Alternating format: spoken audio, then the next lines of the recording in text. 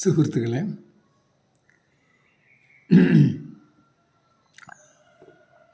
ആർഷഭാരത സംസ്കാരം ഈ RSSകാർ പറയുന്നത് പോലെ അത്ര മെച്ചമാണോ എന്നതാണ് ഞാനിവിടെ ആലോചിക്കുന്നത്.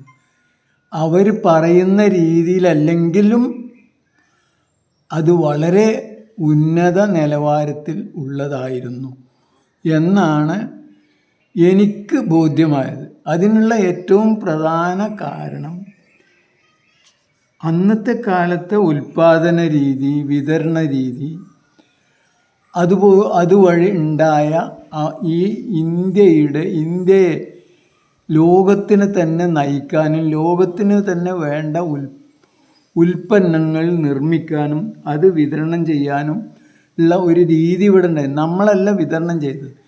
വിതരണം ചെയ്യാനുള്ള ഏജൻറ്റുമാരായി വന്നത് അറബികളാണ്. അതേപോലെ ചൈനക്കാർ.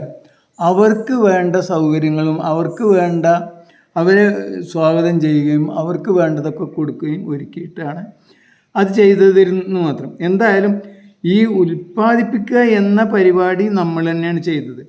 അതിന് പറ്റിയ രീതിയിലുള്ള ഒരു സാഹചര്യം, ഒരു കാലാവസ്ഥ, ഒരു ഭൂപ്രകൃതി, ഇതൊക്കെ മാത്രമല്ല ഇവിടെ ഭൂമിയുടെ സമ്പന്നമായ ജൈവ വൈവിധ്യങ്ങൾ ഇതൊക്കെ ഇവിടെ ഉണ്ടായിരുന്നു.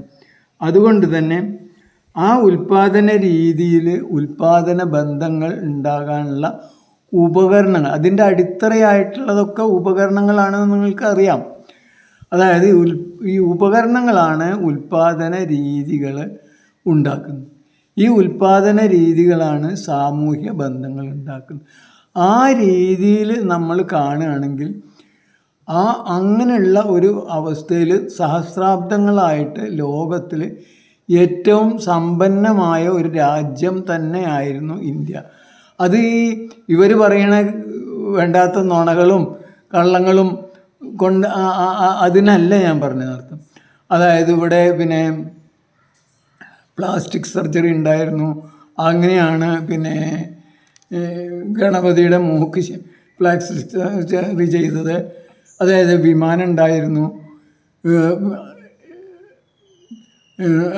അങ്ങനെയാണ് രാവണൻ വിമാനത്തിലെത്തിയത് എന്നൊക്കെ പറയുന്ന അതൊക്കെ അതല്ല ശാസ്ത്രീയം. ശാസ്ത്രീയമായ വേറൊന്നുണ്ട് അതിലൊക്കെ തന്നെ. ഇപ്പോൾ ഉദാഹരണമായിട്ട് വിമാനം, ഈ ഒരു സങ്കല്പം ഉണ്ടായത് ഇന്ത്യയിലാണെന്നുള്ളതാണ്. അത് നമ്മളെ ഒരു മെച്ചം തന്നെയാണെന്നർത്ഥം. അത് നമ്മുടെ സംസ്കാരത്തിൻ്റെ ഒരു ഉയർന്ന പദവിക്കുള്ള തെളിവ് തന്നെയാണ്. കാരണം എല്ലാ കാലത്തും എല്ലാ ശാസ്ത്ര മേഖലകളിലുള്ള കണ്ടെത്തലുകളുടെയും തുടക്കം മനസ്സിലാണ്.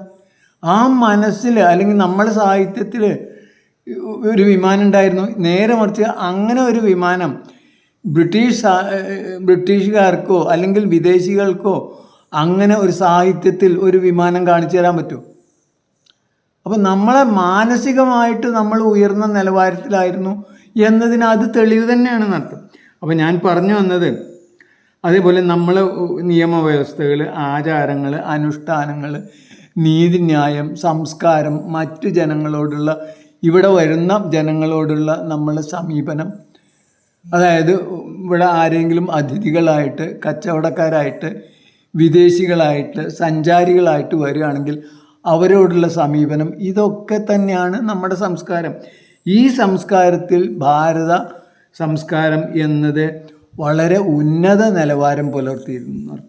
അത് ഒരു ശാസ്ത്ര സാമൂഹ്യ സംസ്കാരമാണ്. ആ ശാസ്ത്ര സംസ്കാരത്തിൽ നമ്മൾക്ക് അഭിമാനം കൊള്ളാനുള്ള വക എത്രയോ ഉണ്ട്.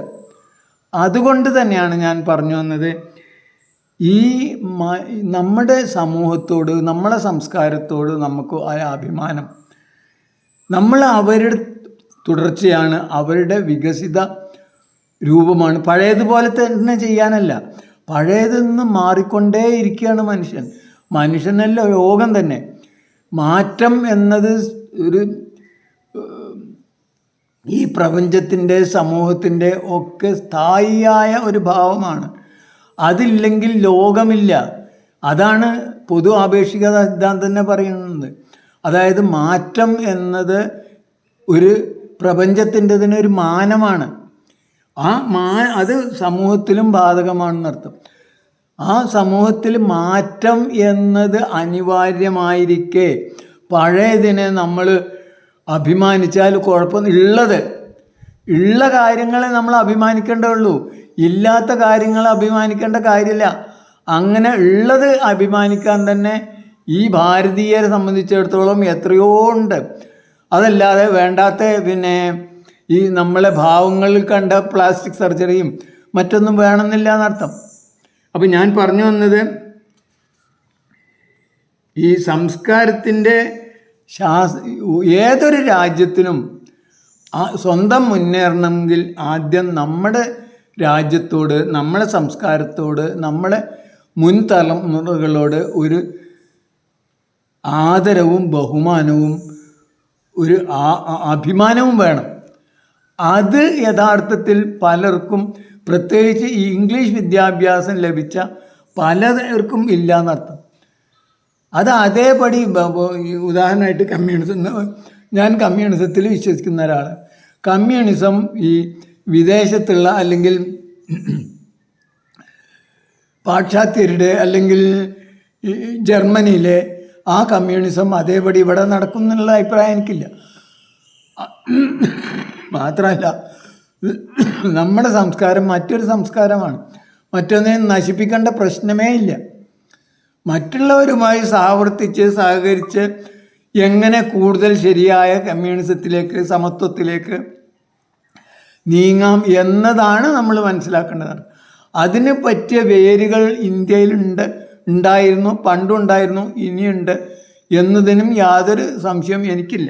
എന്തായാലും ഞാൻ അതല്ല ഇപ്പോൾ പറയാൻ ഉദ്ദേശിക്കുന്നത്. അതായത് ഏതൊരു മനുഷ്യനും അയാളുടെ സംസ്കാരത്തിനോട്, അയാളുടെ സമൂഹത്തോട്, അയാളുടെ പ്രപിതാമഹന്മാരോട്, അയാളുടെ മുൻ തലമുറകളോട് ഒരു ബഹുമാനവും സ്നേഹവും അഭിമാനവും ഇല്ലാത്ത ഒരാൾക്കും സ്വാഭിമാനം ഉണ്ടാവും എന്ന് എനിക്ക് അഭിപ്രായമില്ല.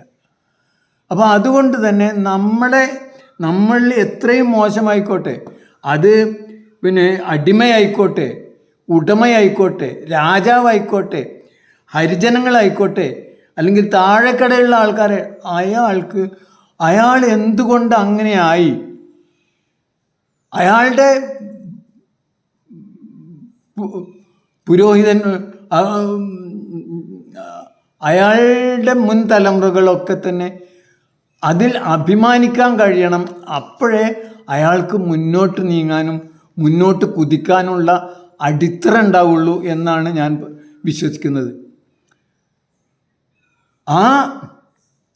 അതുകൊണ്ട് തന്നെ അങ്ങനെയുള്ളൊരു സ്വാഭിമാനം അല്ലെങ്കിൽ ദേശസ്നേഹം, സംസ്കാര സ്നേഹം, ഇത് നമുക്ക് അത്യാവശ്യമാണ്.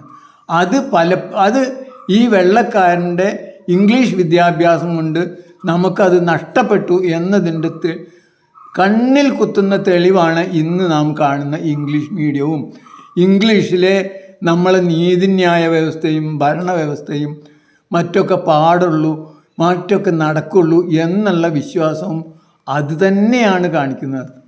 നമുക്ക് നമ്മളെ നാട്ടിനോട്, നമ്മുടെ സംസ്കാരത്തോട്, നമ്മളെ ഭാഷയോട്, നമ്മളെ മാതൃഭാഷയോട് അതിനെന്തൊക്കെ കുഴപ്പങ്ങൾ ഉണ്ടായിക്കോട്ടെ, അതിനെന്തൊക്കെ ഇല്ലായ്മകൾ ഉണ്ടായിക്കോട്ടെ, അത് സമർപ്പിക്കുക, അത് നമ്മൾ കോൺട്രിബ്യൂട്ട് ചെയ്യുക, അത് ഇല്ലാത്തത് അതിന് കോൺട്രിബ്യൂട്ട് ചെയ്യുക എന്നുള്ളതാണ് നമ്മൾ ചെയ്യേണ്ടത്. ഇപ്പോൾ ഉദാഹരണമായിട്ട് മലയാളത്തിൽ സ്വിച്ച് എന്ന് പറഞ്ഞിട്ട് ഒരു വാക്കില്ല. നമ്മളെന്ത് ചെയ്യും? ആ സ്വിച്ച് എടുക്കുന്നു, ഇംഗ്ലീഷിലെ സ്വിച്ച് എന്ന് പറയുന്ന വാക്കെടുക്കുന്നു, അതോടുകൂടി അത് മലയാളമാകുന്നു. അതായത് ഈ വാക്കുകളും വാക്കുകളുടെ ആ ശബ്ദങ്ങളും ഒന്നും ഒരു രാജ്യത്തിൻ്റെ അല്ല, അത് ലോകത്തിൻ്റെ ഒന്നായിട്ടുള്ളതാണ്. അപ്പോൾ അതുകൊണ്ട് തന്നെ നമുക്ക് ലോകത്തുള്ള ഏതൊരു ഭാഷയിൽ നിന്നും വാക്കുകൾ എടുക്കാം, അത് ഉപയോഗിക്കാം, അത് പ്രയോഗിക്കാം. അതിൻ്റെ ഇടയിൽ ഉപയോഗിക്കുന്ന ഗ്രാമർ മാത്രമേ ഭാഷയ്ക്ക് അത് പ്രത്യേകത ഉള്ളൂ അർത്ഥം. ലോകത്ത് ഇപ്പോൾ ഉദാഹരണമായിട്ട് ഉറുദു എന്ന് പറഞ്ഞത് അനേക ഭാഷകൾ ചേർന്ന്, പേർഷ്യൻ, അഫ്ഗാനിസ്ഥാനിലുള്ള ഭാഷകൾ, അറബിക്ക്, ഹിന്ദി, ഉറുദു, ഹിന്ദി, മറ്റ് അനേകം ഭാഷകളിലൊക്കെ ചേർന്നിട്ടുള്ള അനേകം ആ മുഗളൻ കാലഘട്ടത്തിലുണ്ടായിരുന്ന വ്യത്യസ്ത രാജ്യങ്ങളിലെ പട്ടാളക്കാരുടെ ടെൻറ്റുകളിൽ നിന്ന് വളർന്നു വന്നതാണ് ഉറുദു. അതെന്തുകൊണ്ടെന്ന് വെച്ചാൽ ഏത് വാക്കാണോ ഒരു പ്രത്യേക കാര്യത്തിന് പ്രത്യേക അനുഭൂതിക്ക് ഏറ്റവും നല്ലതെന്ന് വെച്ചാൽ അത് അവരെടുക്കും. അങ്ങനെ അനേകം ഭാഷകളുടെ ശരിക്കും അവിയൽ രൂപമാണ് ശരിക്കും ഉറുദു എന്ന്. അതുകൊണ്ട് തന്നെ ആ ഭാഷക്ക് അനുഭൂതികളെ ഇത്രത്തോളം സ്വാംശീകരിക്കാനും വിതരണം ചെയ്യാനും കഴിയുന്ന മറ്റൊരു ഭാഷ ഉണ്ടോ എന്ന് തന്നെ നമുക്ക് സംശയമാണ് നടത്തും. അപ്പോൾ എന്തായാലും ഞാൻ പറഞ്ഞു വന്നത്, എന്ന് വെച്ചിട്ട് നമ്മളെ മറ്റ് ഭാഷകളെ തള്ളണം എന്നല്ല ഞാൻ പറഞ്ഞു. ലോകത്തിലെ ഏറ്റവും പഴക്കം ചെന്ന ആ ഭാഷയിലേക്ക് ഇതൊക്കെ തന്നെ നമുക്ക് ആവാഹിക്കാവുന്നതാണ്, സ്വാംശീകരിക്കാവുന്നതാണ്. ഞാൻ പറഞ്ഞു വന്നത്, നമുക്ക് ഈ ലോകത്തുള്ള ഏതൊരു ഭാഷയും ആവാം, അത് ഇംഗ്ലീഷും ആവാം. പക്ഷേ ഇംഗ്ലീഷ് മാത്രമാണ് നമ്മളെ ഭാഷയെക്കാളും നല്ലത് എന്ന ബോധം യഥാർത്ഥത്തിൽ നമ്മുടെ മാനസികമായ അടിമത്തത്തിൻ്റെ ഭാഗമാണ്. അപ്പോൾ അതുകൊണ്ട് തന്നെ നമ്മളെ ചെയ്യേണ്ടത് എന്താ വെച്ചാൽ, നമുക്ക് നമ്മുടെ സംസ്കാരത്തോട് ഒരു ആദരവ്, അതിൽ എന്തെങ്കിലും നല്ലതുണ്ടെങ്കിൽ അത് അഭിമാനിക്കാനുള്ള ആ മാനസികമായ ഭാവം നമുക്കുണ്ടാവണം. അതേ വേണ്ടുള്ളൂ. അതല്ലാതെ ഈ RSSകാരും BJPയും പറയുന്ന പോലുള്ള ഇല്ലാത്ത കുറേ സാധനങ്ങൾ ഉണ്ടാക്കി കൂടുതൽ അതിനെ ഭീകരമാക്കി അതിലേക്ക് മടങ്ങുക എന്നല്ല ഞാൻ ഉദ്ദേശിച്ചത്. ആ മടങ്ങുന്നത് എന്ന് പറഞ്ഞത് ശരിക്കും ഒരു കൺസർവേറ്റീവായിട്ടുള്ള പരിപാടിയാണ്. നമുക്ക് പ്രോഗ്രസീവായിട്ടിരിക്കണമെങ്കിൽ തന്നെ നമുക്കൊരു അടിത്തറ വേണം. ആ അടിത്തറ എന്തായിരിക്കണം എന്ന് വെച്ചാൽ, നമ്മുടെ സംസ്കാരത്തിൽ തന്നെ ഒതുങ്ങിയ നമ്മളെ സംസ്കാരം എന്നതായിരിക്കണം നമ്മളെ അടിത്തറ. അതല്ലാതെ അറബികളുടെ ഇസ്ലാമാണെന്നോ അറബികളുടെ സംസ്കാരമോ അല്ലെങ്കിൽ ബ്രിട്ടീഷുകാരൻ്റെ സംസ്കാരമോ ഇതൊന്നുമല്ല നമുക്കുള്ളത്. നമുക്കുള്ളത് നമ്മുടെ സംസ്കാരമാണ്. ആ സംസ്കാരത്തിൽ നിന്നുകൊണ്ടാണ് നമ്മൾ ഈ ലോകത്തെ കാണുന്നതും അതിൽ നിന്ന് റോക്കറ്റ് വേഗത്തിൽ കുതിക്കേണ്ടതെന്നർത്ഥം. പഴയതിൽ നിൽക്കാനല്ല ആ സംസ്കാരം നമ്മൾ അഭിമാനം കൊള്ളണമെന്ന് പറയണത്. നമ്മൾ അങ്ങനെ ആയിരുന്നു, നമ്മൾ അവിടെ നിന്നാണ് മുന്നോട്ട് നീങ്ങേണ്ടത് എന്നതിന് വേണ്ടിയിട്ടാണ്. എന്തായാലും ഇന്ന് ഞാൻ അതിനു പുറമെ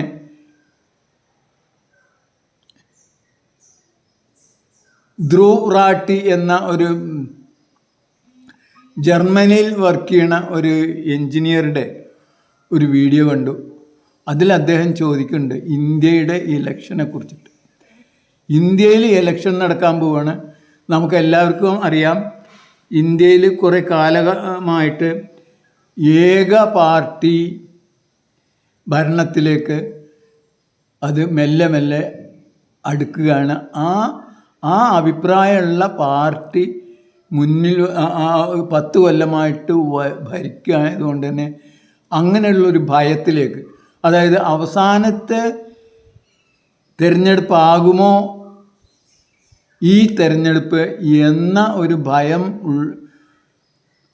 ഭയം സൂചിപ്പിക്കുന്ന സംസാരം പലരിടത്തും നിന്നുണ്ടായിട്ട് മനസ്സിലും ഉണ്ടെന്ന്. അതായത് നമ്മൾക്ക് ഇന്ത്യക്ക് ജനാധിപത്യം കിട്ടി എന്ന് ആണ് പറയുന്നത്.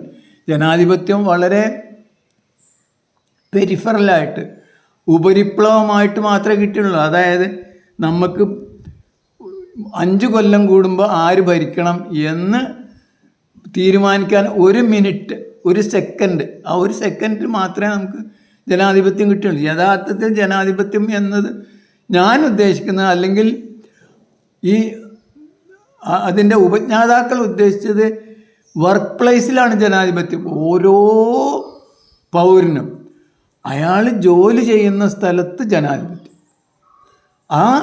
അവിടെയുള്ള കൂട്ടായ്മയിൽ ഉണ്ടാകുന്ന ജനാധിപത്യം, അതുവഴി ആ സമൂഹത്തിന് ഉപകാരപ്രദമായ ഒരു ക്രിയേറ്റീവായിട്ടുള്ള ഒരു പങ്ക് അയാൾ നടത്തുന്ന ടോട്ടലായ സമൂഹത്തിൻ്റെ അയാളുടെ പങ്ക് ആ ഗ്രൂപ്പിൻ്റെ പങ്ക് അങ്ങോട്ട് കൊടുക്കുന്നു, അതിങ്ങോട്ട് സ്വീകരിക്കുന്നു. ആരുടെയും ശല്യമില്ലാതെ ആർക്കും ഉപദ്രവമില്ലാതെ അയാൾക്ക് ജീവിക്കാം. ഇങ്ങനെയാണ് യഥാർത്ഥത്തിൽ ജനാധിപത്യം ഉണ്ടാവേണ്ടത്. അങ്ങനെയുള്ള ഒരു ജനാധിപത്യത്തിൽ സമൂഹത്തിനായിട്ട് ജോലി ചെയ്യുന്ന ഒരു പങ്ക്, പിന്നെ സ്വന്തം ഇഷ്ടത്തിന് ജോലി ചെയ്യുന്ന ഒരു പങ്ക്.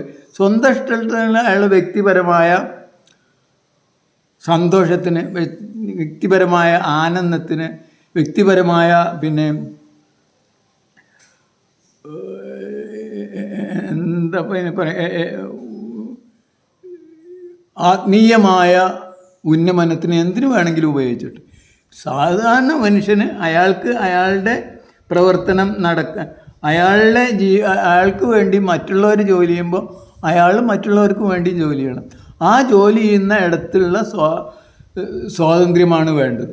ഇങ്ങനെയുള്ള ഒരു സ്വാതന്ത്ര്യത്തിന് പകരം ഇപ്പം നമുക്കുള്ളത് വെള്ളക്കാരൻ തന്ന ഒരു ജനാധിപത്യ രീതിയാണ്. ആ ജനാധിപത്യ രീതിയിൽ എന്താണെന്ന് വെച്ചാൽ ആകെ എല്ലാവർക്കും സ്വാതന്ത്ര്യമുണ്ട് എന്നൊക്കെ പറയുമെങ്കിലും അതിനുള്ള അവകാശമൊക്കെ ആകെ നമ്മൾ ഒരൊറ്റ വോട്ട് ചെയ്യുന്നതോടുകൂടി തീരുന്നു അർത്ഥം. അങ്ങനെയുള്ള ഒരവസ്ഥ പോലും ഇല്ലാതാവുന്ന ഒരവസ്ഥയിലേക്കാണ് ഇന്ന് നമ്മളെ രാജ്യം പോകുന്നത് അർത്ഥം. അപ്പോൾ അതുകൊണ്ട് തന്നെ ആ ധ്രുവറാട്ടി ചോദിച്ചാൽ പിന്നെ ഇതിനെ ആരെങ്കിലും തടയണം എന്ന ഒരു ബോധം നിങ്ങൾക്കുണ്ടെങ്കിൽ അത് ആര് തടയണം എന്ന് വെച്ചാൽ നമ്മൾ തന്നെ തടയണം. അതിൻ്റെ ഭാഗമായിട്ടാണ് എനിക്ക് 1-2 കാര്യങ്ങൾ ഈ ഇലക്ഷന് മുമ്പ്, ഇത് കേൾക്കുന്ന എല്ലാവരും ഈ ഇലക്ഷന് മുമ്പ് ഒരു തീരുമാനം എടുക്കേണ്ടതുണ്ട്. നമുക്ക് ഈ ലോകത്ത് ഇനി നമ്മൾ മുന്നോട്ടാണോ, ഈ ജനാധിപത്യമാണെങ്കിൽ ഇന്നത്തെ ജനാധിപത്യം പോരാന്നുള്ളതിന് 100% എനിക്ക് അഭിപ്രായ വ്യത്യാസമില്ല. പക്ഷേ ഈ ജനാധിപത്യവും കൂടി ഇല്ലാത്തൊരവസ്ഥയിലേക്ക് നീങ്ങുന്ന ഒരു കാലഘട്ടമാണ് ഇത് വരുന്നത്. അതിൽ നമുക്ക് ഈ ഇലക്ഷന് നമുക്ക് ഒരു കാര്യം ചെയ്യാൻ കഴിയും, നമുക്ക് വോട്ട് ചെയ്യാൻ കഴിയും. ആ വോട്ട് ചെയ്യുമ്പോൾ നിങ്ങൾ ശ്രദ്ധിക്കേണ്ടതായ 1-2 കാര്യങ്ങളാണ് എനിക്ക് പറയാനുള്ളത്. അതായത് എൻ്റെ അഭിപ്രായത്തിൽ ഞാൻ 100% ഒരു കമ്മ്യൂണിസ്റ്റുകാരനാണ്. അതായത് സമത്വം എന്നത് പൂർണ്ണമായിട്ടും സാമ്പത്തികമായിട്ടും സാമൂഹ്യമായിട്ടും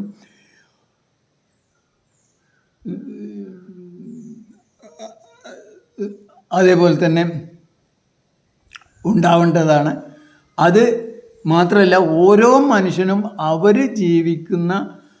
അവർ ജോലി ചെയ്യുന്ന സ്ഥലത്ത് ആണ് സ്വാതന്ത്ര്യം അനുഭവിക്കേണ്ടത്. അതിന് പറ്റിയ രീതിയിൽ പെട്ടെന്ന് തന്നെ അതങ്ങനെ ആവാമെന്ന് വിചാരിച്ചാൽ നടക്കില്ല. അതിന് നൂറ്റാണ്ടുകൾ കഴിയേണ്ടി വരും. അത് ഇപ്പം തന്നെ എല്ലാവരും നാളെ മുതൽ ചെയ്യണം എന്നല്ല പറയണത്.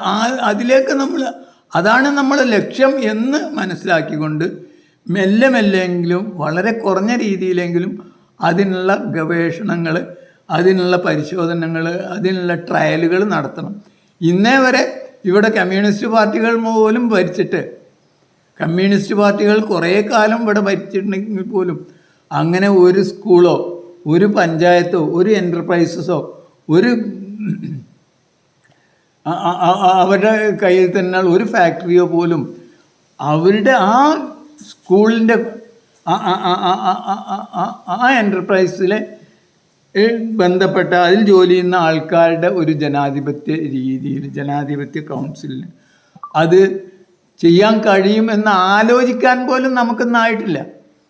ഈ കമ്മ്യൂണിസ്റ്റുകാരെന്ന് പറയുന്നവർക്ക് പോലും ആയിട്ടില്ല എന്നാണ് നമ്മൾ മനസ്സിലാക്കേണ്ടത്. അത് അത്ര പെട്ടെന്നാവും എന്നുള്ള വിചാരം എനിക്കില്ല. അത് മെല്ലെ സാവധാനത്തിലായിക്കോളും. അത് ഇന്നല്ലെങ്കിൽ നാളെ ആവും എന്നുള്ളതിനും യാതൊരു സംശയവും എനിക്കില്ല. പക്ഷേ അതിന് 10, 100, 200, 300, 400 കൊല്ലം പിടിക്കും. എന്തായാലും ലോകം സാവധാനം, യുദ്ധങ്ങളില്ലാത്ത, മറ്റുള്ളവൻ്റെ കവരാത്ത, അന്യോന്യം പങ്കാളികളായിട്ട് പൊതുവായി കാര്യങ്ങൾ ചെയ്യുന്ന ഒരു ലോകത്തേക്ക് മെല്ലെ നീങ്ങിക്കൊണ്ടിരിക്കുകയാണ്. അതിനുള്ള ലക്ഷണങ്ങൾ കണ്ടുകൊണ്ടിരിക്കുന്നുണ്ട്. അപ്പോൾ എന്തായാലും നിങ്ങൾ ഇപ്പോൾ ചെയ്യാൻ ഇത് ഞാൻ പറയാൻ തന്നെയുള്ള കാരണം, ഞാൻ ഇനി വരുന്ന തലമുറകളോട്, അതായത് എൻ്റെ തലമുറകളെയും നിങ്ങളുടെ തലമുറയും, ആ തലമുറകളോട് നീതി പുലർത്തണം. നമ്മൾ എന്ത് ചെയ്തു, നമ്മൾക്ക് എന്താണ് ചെയ്യുക, ഒന്നും ചെയ്യാൻ കഴിയില്ല പ്രത്യേകിച്ച്. ഈ ഒരു ഇലക്ഷനിലൊരു വോട്ട് ചെയ്യുക എന്നുള്ളതല്ലാതെ കൂടുതലായിട്ടൊന്നും ചെയ്യല്ല. അതിലെന്ത് കറക്ഷൻ നടന്നാലും എന്ത് വി വി പാറ്റ് അത് തട്ടിമറിച്ചാലും ഒന്നും നമുക്കൊന്നും ചെയ്യാൻ കഴിയില്ല. പക്ഷേ എന്തായാലും അത് ചെയ്യാൻ കഴിയണ എന്താണെന്ന് വെച്ചാൽ നമുക്കിത് പറയാം. അതായത് അതിൻ്റെ ഒരു കടമ എന്നുള്ള നിലക്കാണ്. അതായത് നിങ്ങളെന്ത് ചെയ്തു, അതായത് എൻ്റെ ഒരു 20 തലമുറ കഴിഞ്ഞിട്ടുള്ള എൻ്റെ കുടുംബത്തിലൊരാൾ, ഒരു കുഞ്ഞ്, അല്ലെങ്കിൽ നിങ്ങളുടെ കുടുംബത്തിലൊരു കുഞ്ഞിന് ഞാൻ എന്ത് ചെയ്തു എന്ന് ചോദിച്ചാൽ അത് പറയാൻ വേണ്ടിയിട്ടാണ്. അതായത് അത് പറയാതെ ഇത്രയും ഭീകരമായൊരവസ്ഥയിൽ, അവർക്ക് ജീവിക്കാൻ പറ്റാത്ത ഒരവസ്ഥയിൽ അവസ്ഥ വരും എന്ന അവസ്ഥ വന്നപ്പോൾ നിങ്ങളെന്ത് ചെയ്തു എന്ന് ചോദിക്കുമ്പോൾ ഒന്നും ചെയ്യാതിരുന്നെങ്കിൽ അത് അവർ മാപ്പ് തരാത്ത ഒരു കുറ്റമാണെന്ന് ഞാൻ കണക്കാക്കുന്നു. അതുകൊണ്ടാണിത് പറയുന്നത്. എന്തായാലും നമ്മുടെ ഇന്നത്തെ അവസ്ഥ വളരെ ആശങ്കാജനകമാണ്. അതുകൊണ്ട് ഇപ്പോൾ ഇവിടെ BJP ജയിച്ചു എന്നുള്ളതുകൊണ്ട് ലോകം അവസാനിച്ചു എന്ന അഭിപ്രായമല്ല. ലോകം എന്നും ശരിയിലേക്ക് തന്നെ നീങ്ങുള്ളൂ. പക്ഷേ നമ്മുടെ സമൂഹത്തിലെ സാമൂഹ്യമായ സാംസ്കാരികമായ നിലവാരം വളരെ പ്രാകൃതവും അതിന് വേണ്ട പരിഷ്കരണം നടത്താൻ പറ്റാതെ മേലെ മാത്രം ഒരു ജനാധിപത്യം കൊണ്ടുവന്നതും കൊണ്ട് മാത്രമാണ്. അതായത് ബ്രിട്ടീഷുകാരൻ തന്ന ജനാധിപത്യമാണിത്. അതായത് ശരിക്കും നമ്മൾ പിടിച്ചു വാങ്ങിയതോ നമ്മൾക്ക് അതിനുള്ള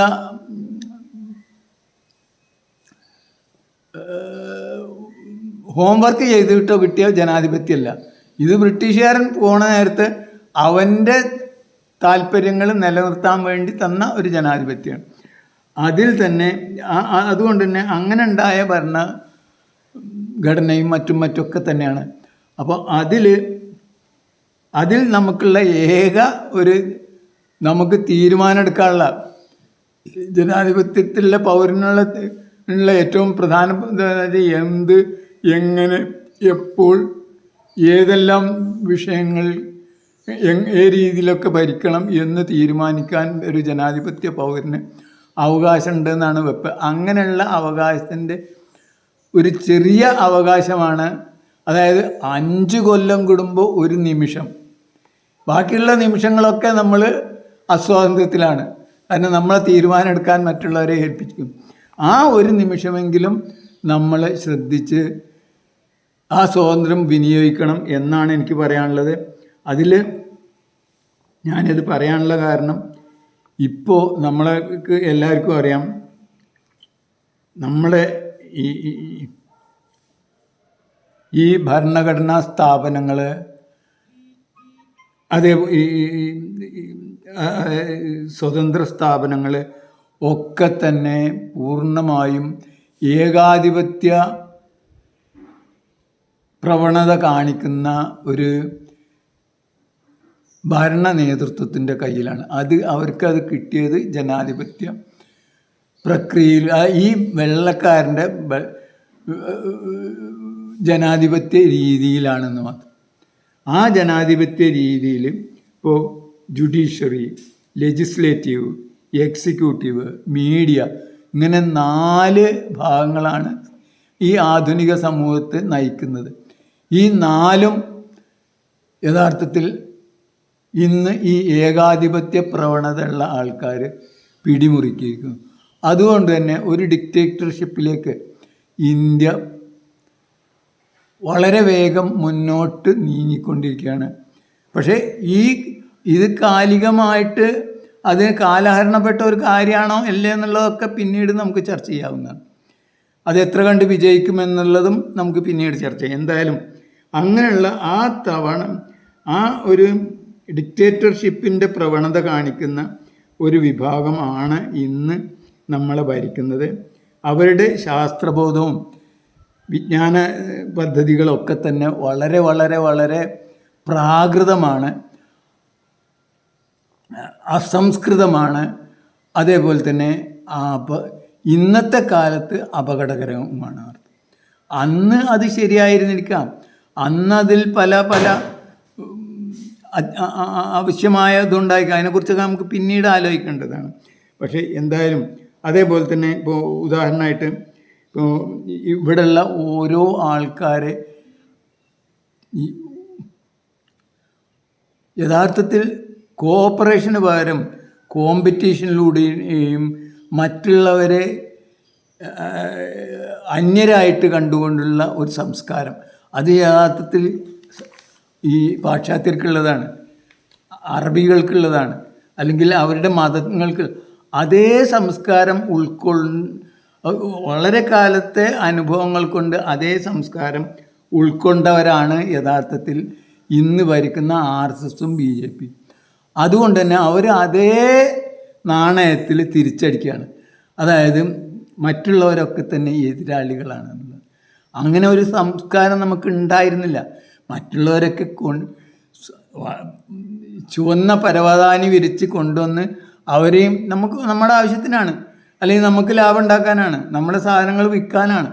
അങ്ങനെയാണെങ്കിലും അങ്ങനെയുള്ളൊരു സംസ്കാരത്തിൽ നിന്ന് അവരെ ഒറ്റപ്പെടുത്തുന്ന, അവരെ അന്യവൽക്കരിക്കുന്ന ഒരു സംസ്കാരത്തിലേക്ക് പോവുകയാണ്.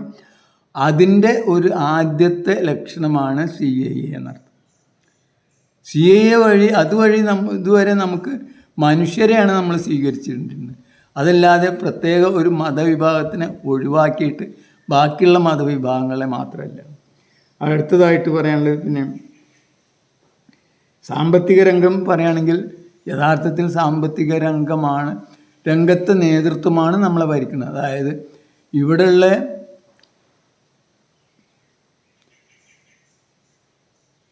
മുതലാളിത്തം ആണ് യഥാർത്ഥത്തിൽ ഭരിക്കുന്നത്. അവർ ഈ ഹിന്ദുത്വത്തെയും ഇപ്പോൾ നിലവിലിരിക്കുന്ന സംസ്കാരത്തെയും അവർ ഉപകരണമാക്കി എടുക്കുന്നു.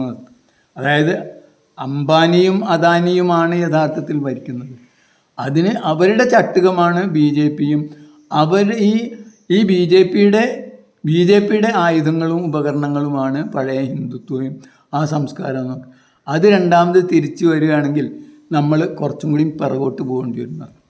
അതായത് സാംസ്കാരികമായി ആധുനിക ലോകത്തു നിന്ന് നമ്മൾ പിറകോട്ട് പോകുന്നു. അത് പക്ഷേ ഒരിക്കലും അവസാനത്തെ ഒന്നാവില്ല. നമ്മൾ ഈ ഇന്ത്യ രാജ്യത്തിന് ഒറ്റക്ക് മാത്രമായിട്ട് നിലനിൽക്കാനൊന്നും കഴിയില്ല എന്നർത്ഥം. എന്തായാലും അപ്പോൾ ഇതിൽ പറയുകയാണെങ്കിൽ സാമ്പത്തിക രംഗത്തിൻ്റെ കാര്യം പറയാം, ഇന്ത്യ തിളങ്ങുന്നുണ്ട്. അത് ശരി തന്നെയാണ്. ഇന്ത്യയിലെ വളരെ കുറഞ്ഞ ശതമാനം, അതായത് 1% കുറഞ്ഞ ശതമാനം മുതലാളിമാർക്ക് സ്വത്ത് കൂടിക്കൊണ്ടേയിരിക്കുന്നുണ്ട്. അതേ സമയത്ത് തന്നെ സാധാരണ പട്ടിണി പാവങ്ങളുടെ എണ്ണം, അവരുടെ വരുമാനം കുറഞ്ഞുകൊണ്ടേയിരിക്കുന്നു. പക്ഷേ ശരാശരി നോക്കുകയാണെങ്കിൽ എന്തായാലും കൂടിക്കൊണ്ടേയിരിക്കുകയാണ്. അത് ശരിയാണ്, ഇത് കൂടുന്നുണ്ട്, ഇന്ത്യ തിളങ്ങുന്നുണ്ട്. പക്ഷേ അത് ആർക്കാണ് തിളങ്ങുന്നത് എന്നുള്ളതാണ്.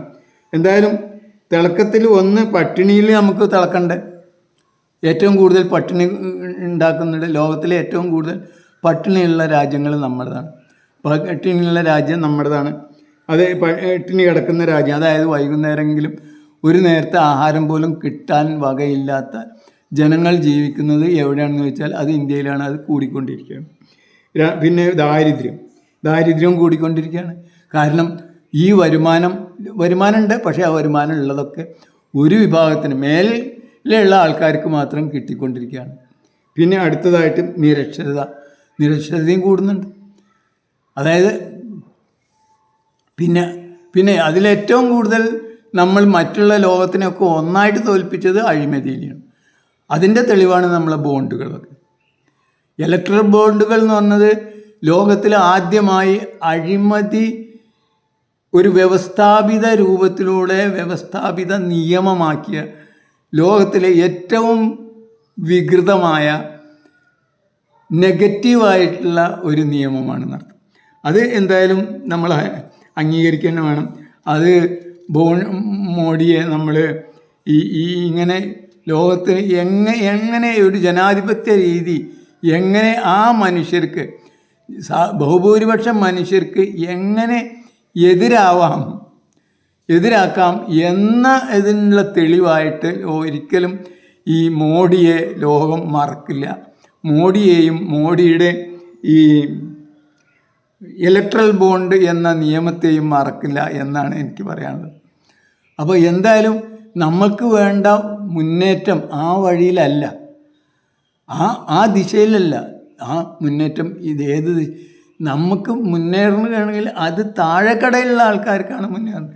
ഏറ്റവും മേലുള്ള ആൾ ഇനി മുന്നേറിക്കൊള്ളുന്നില്ല, അയാൾ അവിടെ നിന്നോട്ടെ. പക്ഷെ അയാളുടെ ആ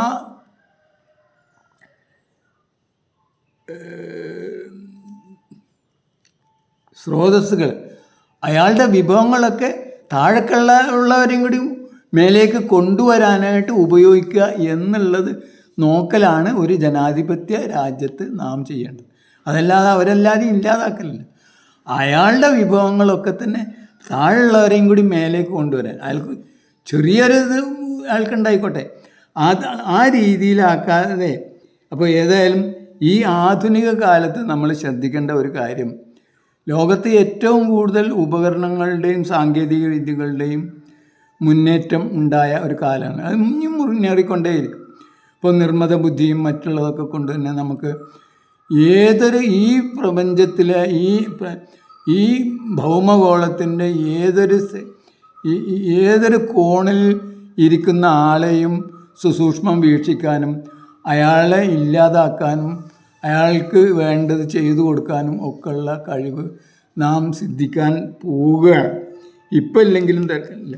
അപ്പോൾ ആ അവസ്ഥയിൽ നമ്മൾ ഇങ്ങനെയുള്ള കാലഹരണപ്പെട്ട തത്വസംഹിതകളും, അതായത് അന്യോന്യം വെറുപ്പിൻ്റെ രാഷ്ട്രീയം ഉൾക്കൊള്ളുന്ന ആൾക്കാരെ ഈ തെരഞ്ഞെടുപ്പിൽ നമ്മൾ മാറ്റി നിർത്തിയിട്ടില്ലെങ്കിൽ അത് നമുക്കും നമ്മുടെ വരും തലമുറകൾക്കും അപകടമാവും എന്ന് ബോധ്യമുള്ളതുകൊണ്ടാണ് ഞാനിത് പറയുന്നത്. ഈ വരുന്ന ഇലക്ഷന് നിങ്ങൾ ശ്രദ്ധിക്കണം. പരമാവധി ഇത് വരില്ല എന്ന് ഉറപ്പ് വരുത്താൻ തൻ്റെ കഴിവുകൾ പൂർണ്ണമായിട്ടും പരമാവധി ഉപയോഗിക്കും എന്ന് തോന്നുന്ന, എന്ന് നിങ്ങൾക്ക് ഉറപ്പുള്ള പാർട്ടികളെയും അങ്ങനെയുള്ള കാൻഡിഡേറ്റ്സിനെയും മാത്രമേ നിങ്ങൾ തിരഞ്ഞെടുക്കാൻ പാടുള്ളൂ എന്നാണ് എനിക്ക് പറയാനുള്ളത്. ഞാനിത് നിങ്ങൾ പറഞ്ഞു വിമാനത്തിൻ്റെ അപ്പോൾ ഞാൻ ഇലക്ട്രൽ ബോണ്ടിൻ്റെ കാര്യം പറഞ്ഞത്, ലോകത്തിലെ തന്നെ ഏറ്റവും വലിയ വ്യവസ്ഥാപിത, ലോകചരിത്രത്തിൽ, മനുഷ്യ ചരിത്രത്തിൽ ലോകത്തിലെ ഏറ്റവും വലിയ വ്യവസ്ഥാപിത കൊള്ളയ്ക്ക് വേണ്ടിയുള്ള നിയമമാണ് ഈ ഇലക്ട്രൽ ബോണ്ടുകൾ. ഏകദേശം 20,000 കോടിയോളം രൂപ അവർക്കിഷ്ടമുള്ളവർക്ക്, ആർക്ക് വേണ്ടിയിട്ട്? ലോകത്ത് ഏറ്റവും കൂടുതൽ മറ്റുള്ളവരെ അധ്വാനത്തെ, മറ്റുള്ളവരുടെ വിഭവങ്ങളെ, മറ്റുള്ളവരുടെ അവകാശങ്ങളെ ഒക്കെ ബത്സിച്ച് തകർത്ത് കൂടുതൽ കാശുണ്ടാക്കിയ ആൾക്കാരെ അവരുടെ സമ്മാനമായിട്ട് അവരുടെ ഭരണകർത്താക്കൾക്ക് ആരും അറിയാതെ കൊടുക്കാനായിട്ട് ഉണ്ടാക്കിയതാണ് ശരിക്കും ഇലക്ട്രൽ ബോണ്ട്. അതേപോലെ തന്നെ അടുത്തതായിട്ട് ഈ പൗരത്വ ഭേദഗതി ആണ്. നമ്മളുള്ള ലോകത്ത് എല്ലാ ജനങ്ങളും ഇങ്ങോട്ട് വന്നോട്ടെ, എൻ്റെ അഭിപ്രായം അതാണ്. കാരണം ഈ ലോകത്തിനെ എല്ലാവരും തീറ്റിപ്പോറ്റാൻ ഉള്ള വേണ്ട കൃഷിഭൂമിയും കൃഷിയോഗ്യമായ ഭൂമിയും സൂര്യപ്രകാശവും വെള്ളവും ഇവിടെ ഉണ്ട്, നദികളും ഇവിടെ ഉണ്ട്. അപ്പോൾ അതുകൊണ്ട് തന്നെ ആർക്ക് വേണ്ടെങ്കിലും അവരൊക്കെ ഇങ്ങോട്ട് കൊണ്ടുവരാവുന്നതാണ്. കാരണം നമുക്ക് എത്രയോ ഭൂമി, അതായത് സൂര്യപ്രകാശവും വെള്ളവും ഉള്ള ഭൂമി വെറുതെ കിടക്കുകയാണ് നടത്തുന്നത്. നമ്മൾ അശാസ്ത്രീയമായി ഈ നമ്മുടെ സംസ്കാരത്തിന്, മനുഷ്യൻ്റെ സംസ്കാരത്തിൻ്റെ ഉപകരണങ്ങളുടെ